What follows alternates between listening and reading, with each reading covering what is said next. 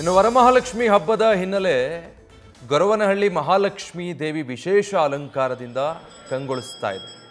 ದೇವಸ್ಥಾನದಲ್ಲಿ ವಿಶೇಷ ಪೂಜೆಯನ್ನು ನೆರವೇರಿಸಲಾಗಿದೆ. ತುಮಕೂರಿನ ಕೊರಟಗೆರೆ ತಾಲೂಕಿನ ಗೊರವನಹಳ್ಳಿ ಕ್ಷೇತ್ರದಲ್ಲಿ ಮಹಾಲಕ್ಷ್ಮಿ ದೇವಿಗೆ ವಿಶೇಷವಾಗಿ ಹೂಗಳಿಂದ ಅಲಂಕಾರ ಮಾಡಲಾಗಿದೆ.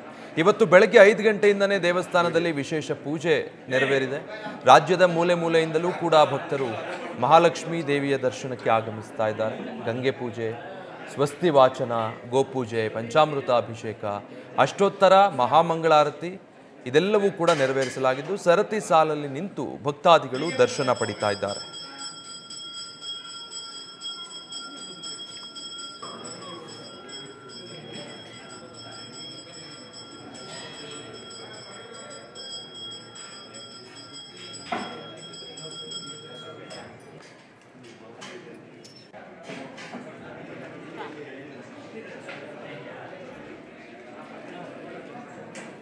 ವಿಡಿಯೋ